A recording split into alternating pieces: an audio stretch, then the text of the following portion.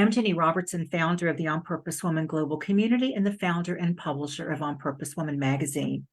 I'm here with Dr. Carla Johnston to talk about her article in the November-December issue of On Purpose Woman. Carla, before we have that conversation, tell our viewers a little bit about you. Sure. So I have my doctorate in clinical nutrition. I'm also a certified health coach. I'm a practitioner and author and speaker on the topic of aging. I like that really succinct little bio there. Thank you for that. And, for the November-December article, your first article of what I hope are many in the magazine, and you wrote about beautifully aging, embracing our inner radiance and brilliance. And you also write that you're changing the conversation around aging. So how do you think we typically talked about aging? Though it's shifted and Yeah, changed some over the years, but right now, how are people typically talking about aging? yeah. So when I was younger, I just assumed aging was going to happen way in the future. And 60, when I was in my 20s and 30s, seemed like a long way away and was very old. And as I've continued to age, and now that I've hit 60, what I've noticed for me is that aging conversations tend to really focus in part on health. And namely what we're no longer able to do. So I'm not hearing so well, I don't see so well, I keep forgetting things, or my knees or my hips. It's all about how this health trajectory is just going down. And I wanted to have a conversation about the insights and the joy and the creativity that come along with aging. And so I use the words both and often. And so, yes, we may be aging and there might be some things that are more difficult or challenging, especially if we have a health concern. And I also want to include this creativity, inspiration, and looking forward with momentum rather than everything kind of coming to an end. And so that's the conversation that I wanted to expand.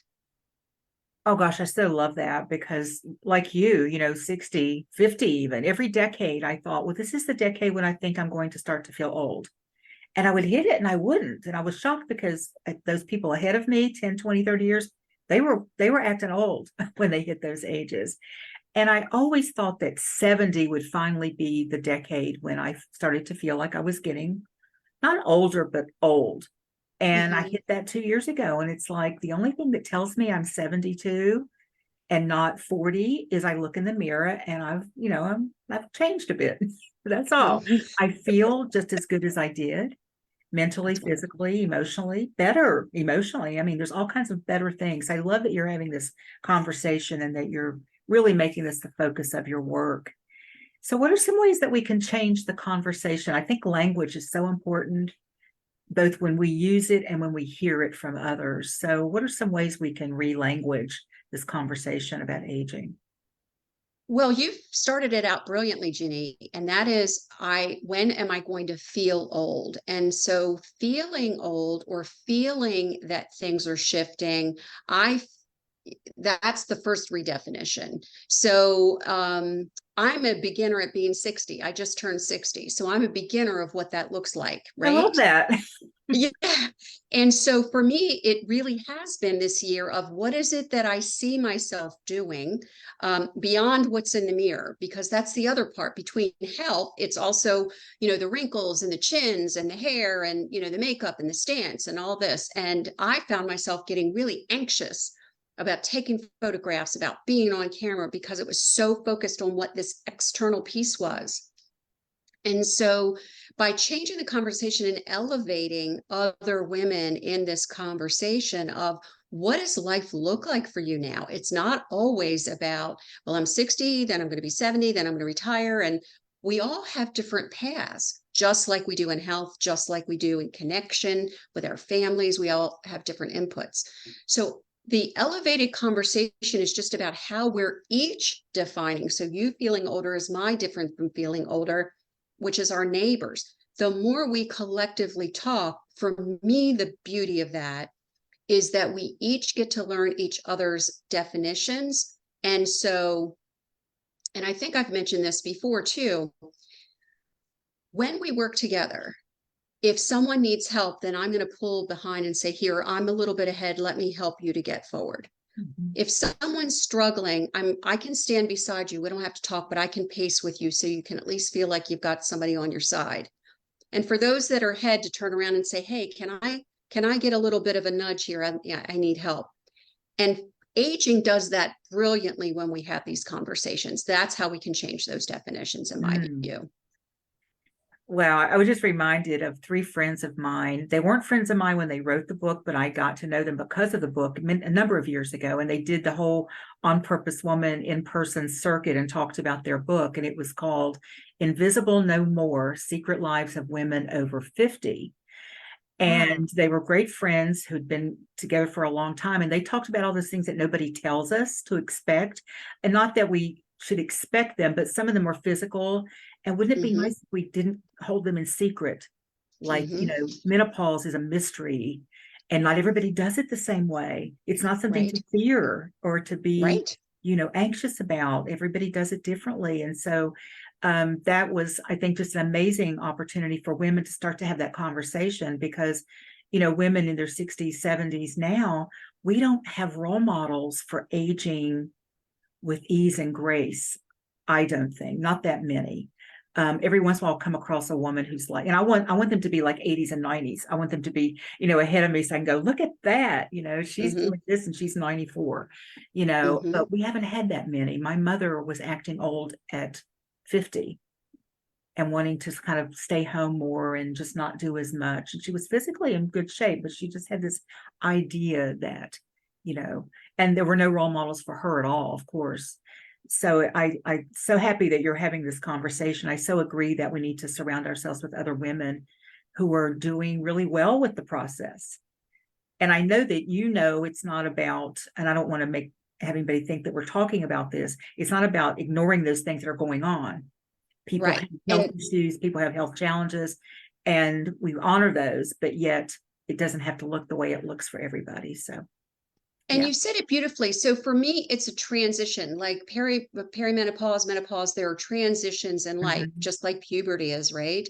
And Right. so for me, if I'm having a transition that's particularly difficult, these are the conversations I want to have with other women who one might say with experience, oh, that didn't really affect me so much. Or someone else might say, oh, wow, I had this issue and here's how I dealt with it. And to your point, I feel like the more we can be authentic with each other, rather than this face forward, you're either aging well or you aren't, Right. that just doesn't seem a lot of space for grace, in my view. Um, and where we are, because like you at 60, I'm in a different place than some other women at 60. You're in a different place than some other women at 70. And what I'm finding is that we're all painted with this big broad brush, like, oh, you're 60, oh, you must be getting ready to retire. Well, no, I just started a business. Or for someone who's retired, well, what are you going to do with your life? Oh, wow, that's a new interesting concept. Hmm. And it can feel like pressure because it's a completely different stage. It's a transition in life. So I want to be part of all of us collectively supporting when we need support and being there when we need it and opening the conversation to how we extend it beyond, as I say, when you get past 60. And it's a bit of a snarky comment, it's beyond life alerts and shower chairs. Now both of those are important pieces of information and resources. Not everyone over the age of 60 is heading in that direction. Right. So I feel like there's a conversation for both. Okay. And I didn't know I was going to bring this up, but you've triggered something good. um, Two conversations I would like to see shifted. One is seen as a compliment when someone says, wow, you look really great for your age, or you don't look that old. I know they mean it as a compliment, but what does that really say? That this is not normal. This is not, it's not normal to look a certain way at a certain age. But the thing that really annoys me is when older people, men and women, get referred to as, oh, they're cute. Have you, this whole cute thing? You see an older couple, like a picture of an older couple being loving. Oh, isn't that cute? Oh, they're dancing. Isn't that cute? And I don't think people realize that's kind of demeaning. We're not any cuter now than we were when we were 20 or 30 or 40. I mean, I hope I'm still cute in some ways, but I don't want to be labeled as my behavior as cute, right? Because it feels diminishing. Am I being too picky on that one? I actually don't think you are, and I'm resonate with you on that. I do think that we have this preconception notion of what it is to age and what we need to look like and where we need to stay in our lane, right? Mhm. And so I agree with you. I think too, again, it's that broad brush. Oh, if they're cute, I mean, if they're older and dancing, oh, that's so cute. We're kind of just kind of assuming all of that. And I want to be dancing when I'm older. I want it to be as if I'm 40 or 50. It's not. So I'm with you. It is changing some. Mhm. I still see it. And it usually goes back to what our vision was. Even my vision for getting older is shifting as I'm, continuing to get older, thankfully. And those that are ahead of me are showing me the way. And those that are behind me are kind of wondering what it is that I'm going to do. So I'm seeing some optimistic views. We're talking about it, maybe because I'm in the space, I'm hearing it more. And I would like for it not to be I would like for it to be so common that it's not a big topic of conversation with someone saying, that person doesn't wear makeup anymore at this age. And I'm like, that should not even be.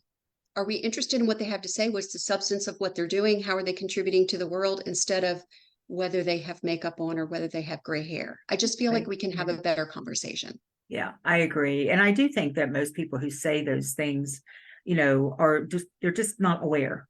They're just not aware. Typically, they're much younger and and they think it's a compliment again. So I think you're bringing awareness to this idea of vitality and viability. And, especially if we're talking about women here, women taking up just as much space, if not more, than we did when we were younger, right?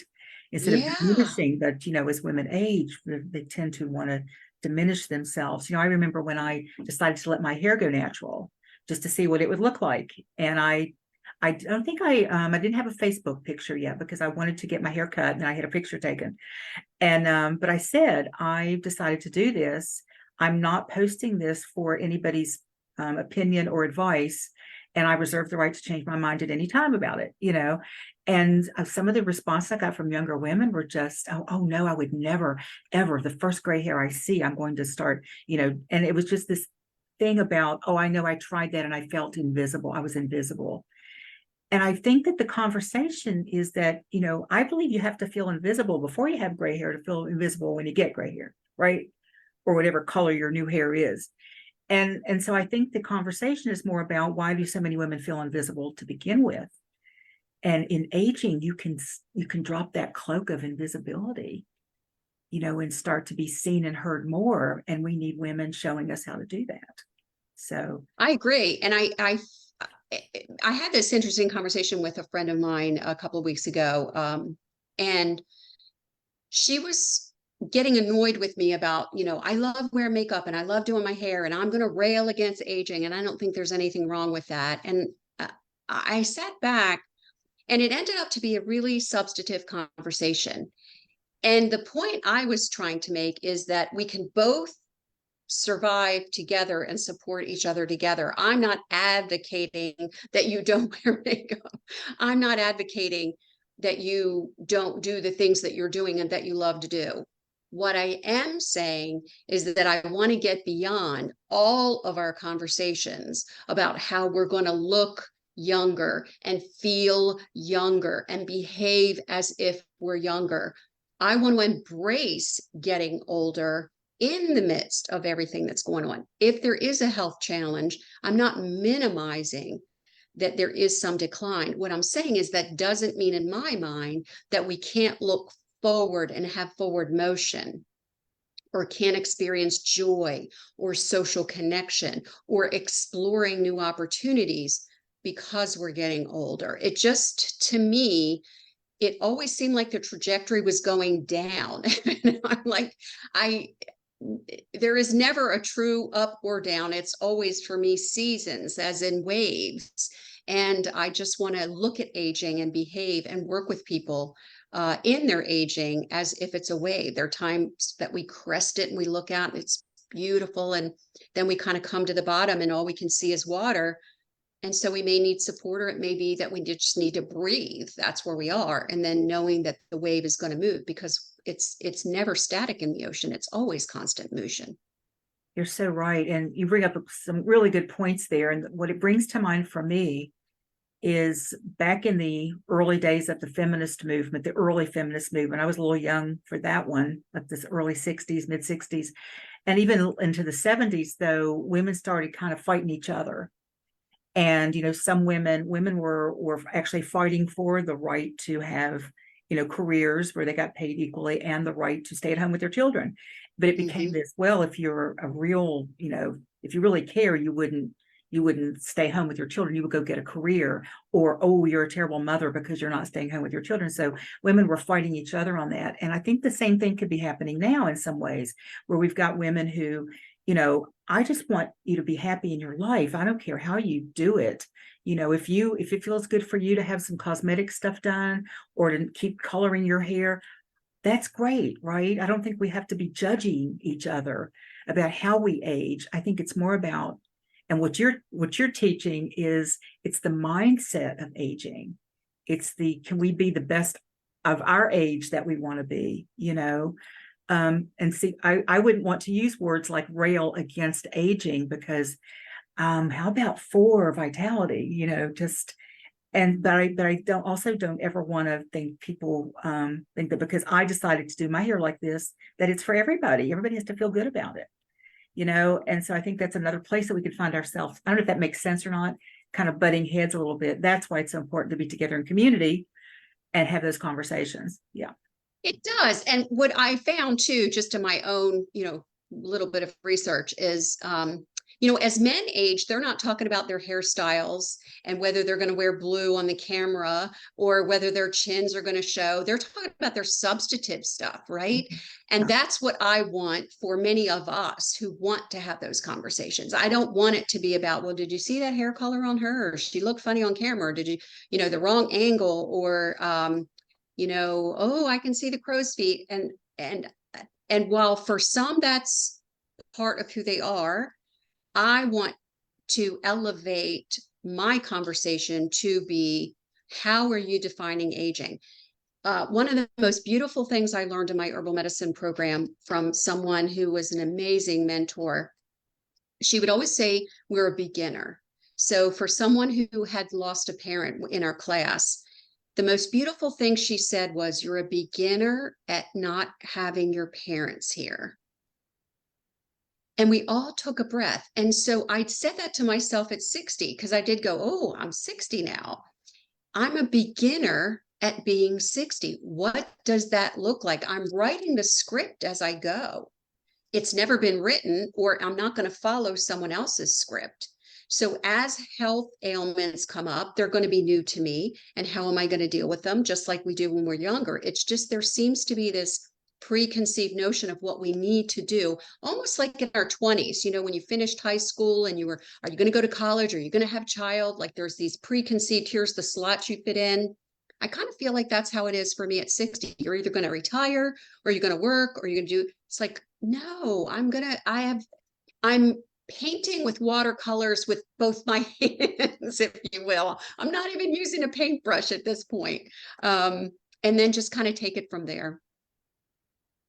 When you said it earlier, you said, I'm a beginner at being 60. That kind of took my breath away too. It was like, oh, I've never heard anyone say it like that before, or say, and what your mentor said, you're a beginner at not having your parents. And, with acknowledging that we're a beginner, what comes with that is this idea, it's sort of I think a Buddhist idea, beginner's mind, which means we don't know everything. Sometimes we don't know anything, right? Yes. And there's a grace in that. And is. there's a non-judgment to that, right? So if I'm a beginner, we would never say, and I've done this, I would never say to my friend, it's been 15 minutes, you haven't figured this up, buck up and get this over with. And yet in my own head, I can do that to myself.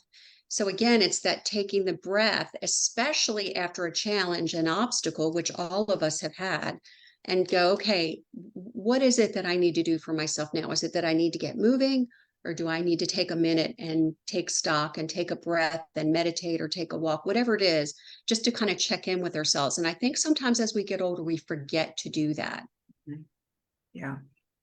I think the whole idea of beginner mind, for anybody watching this who isn't in your 50s, 60s, 70s, you may be 20 and it's like, oh, I'm a beginner at being 20. That cut you some slack.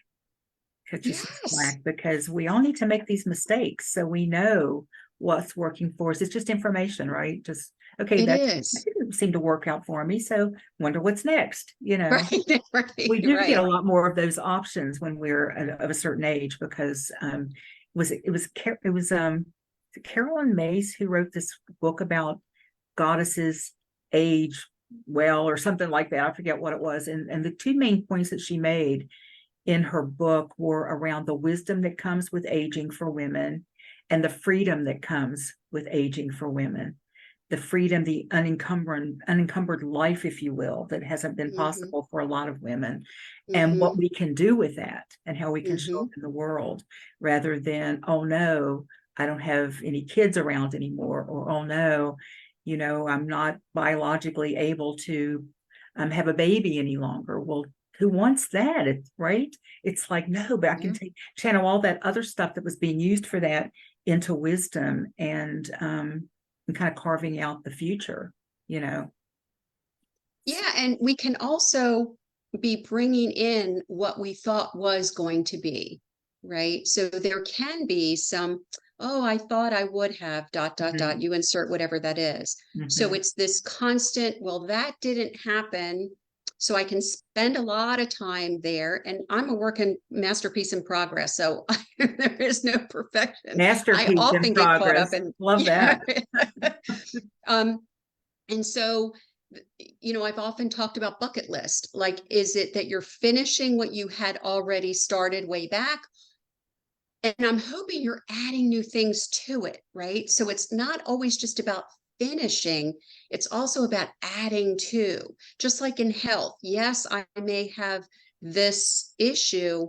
How do we add to that that makes it seem like there's some balance? So if you're not able to move this way, what can we do to bolster your health in another way? If you're not able to eat these things because of an illness, then what can we do to bolster this? If your stress is overwhelming, how do we shift that rather than all these losses, just loss, loss, loss, loss, loss?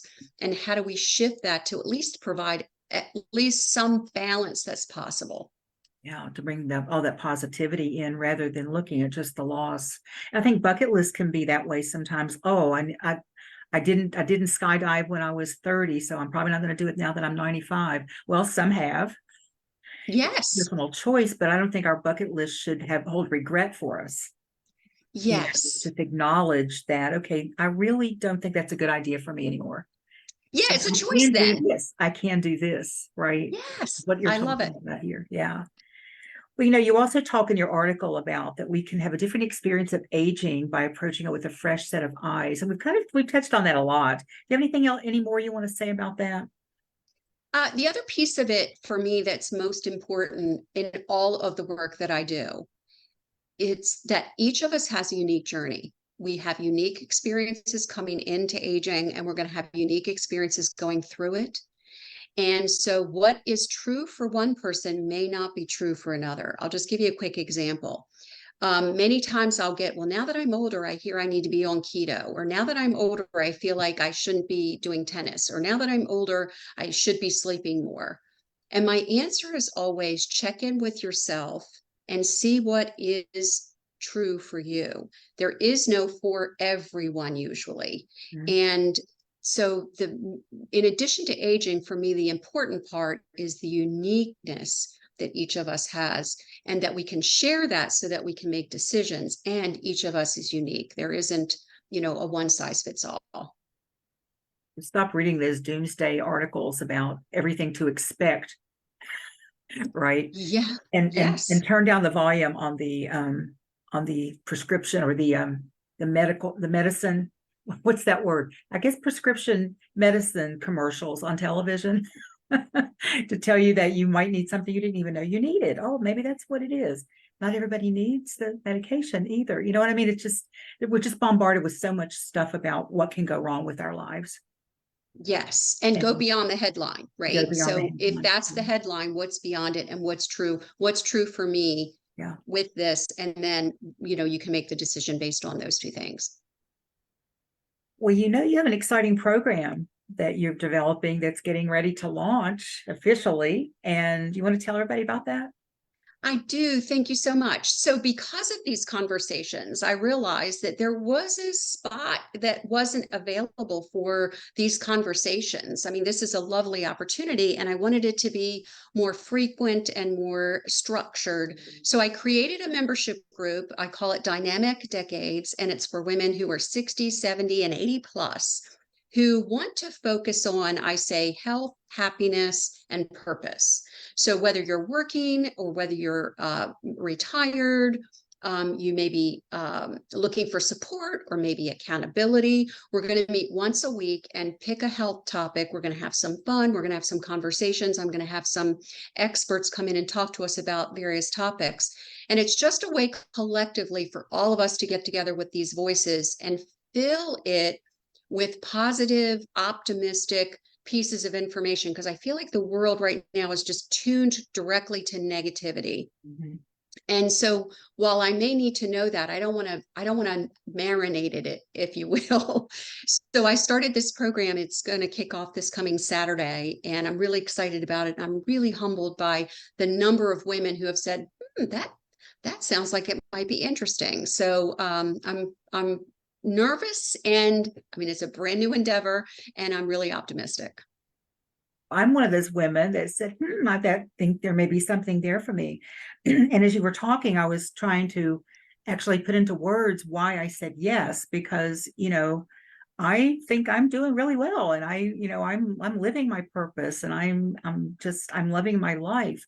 Yet I thought, wouldn't it be nice to be surrounded with some other women who have had similar experiences, who, just because I'm around a lot of people who aren't my age, who aren't, even when women in their, even 60, that's Mhm. 12 years. That's Mhm. a half of a generation right there, And Yeah. so I think it would be kind of cool to be with some other women who had some of the same life experiences, and to learn from them, to learn from you, but to also just to continue to be reminded of what's possible for me. And Yeah. And I think the that's other the piece bigger. of, I appreciate you sharing why you said yes. That's incredibly important for me. The other piece of it, Ginny, for me is the evolution of information continues to change. So while I studied traditional medicine, I also was very interested in contemporary research. And new pieces of information are coming out, like nutrigenomics is this new type of science that allows us to really understand how food is information for our bodies. It's incredibly exciting. So those topics, where else would we be able to discuss that with women our age to see where that might be applicable and how interesting might it be? Menopause is another subject where there's just a lot of taboos, and like, where do we even go for information? And when things are going well, as you just said, where else can you go and share that with people in a way that's really substantive? So I appreciate you sharing that you said yes, and the why. I'm excited to get started this Saturday. Now, your website, give everybody your website name, and I will put it Yeah, in so text as soon as we finish here. sure. The website is drcarlajohnston.com. And if someone is interested, the Dynamic Decades information is on there with an interest information. If someone is looking for nutrition or coaching, there's also an interest there. I typically give 15-minute complimentary calls just to see if I'm a good fit for them and they're a good fit for what their goals are. So there's two ways to do that. And then other information about me is on there. Okay. And the program are you still in the founder stage of that, or is that ended? Yeah, so I'm almost finished with the founder stage, which was giving a monetary discount for those that have started this ride with me and giving me some grace as I figure out some of the technical pieces of it. And then January 1st is when we'll kick off the regular membership, but I have a few more spaces in the founder membership, which is Okay. a discount off the monthly rate. Does somebody need to contact you directly about that, or can they go on your website and also? If they go on the website with the interest, that'll come directly to me and I can respond to them. Okay. Okay, great. I'm excited, and I really thank you for doing this work because it's needed, it's important, and yeah, we have important stuff to do yet. Women of a certain Well, age. it's gratifying to be having these conversations with someone who is really living and working in this embodied field of aging. And so I'm grateful to have this conversation with you. I thank you, thank you. And I'd like to wrap up with you reading the last, I say 2 paragraphs, they're very short. They're just, we like to not have really long paragraphs in the magazine because I think it embodies everything that you've talked about. And I think it'll leave our viewers with something to really think about and kind of percolate on a little bit. So would you do that? Sure. So the next time you look in the mirror, ask yourself, what do you see? Is it merely skin deep, or is it exquisitely layered in your unique radiance and brilliance? Are you able to recognize your contributions to yourself and those around you? What is it that you need support for at this time? What are your next steps, your next adventures, your vision for your future? Each of us has the unique ability to design and live a life filled with vibrance. Adapting to what is enhances the journey unfolding as we dynamically age in health, happiness, grace, and purpose. Beautifully aging, embracing our inner radiance and brilliance. I love that so much. Thank you. And thanks for being here with me. Thanks for your contributions to the magazine, sharing your wisdom on beautifully aging, which I just love the phrase there, and for changing the conversation. I'm a fan. Thank you. Thank you, Ginny. It's been great. And I want to thank anyone who's watching this, either the Facebook Live or on our YouTube channel. For more information on the On Purpose Woman Global Community or magazine, click on the links in this video. And that you can also click on the magazine link to go read Carla's article because she tells a lot more information than we were able to go through today. So thanks again for watching, everyone.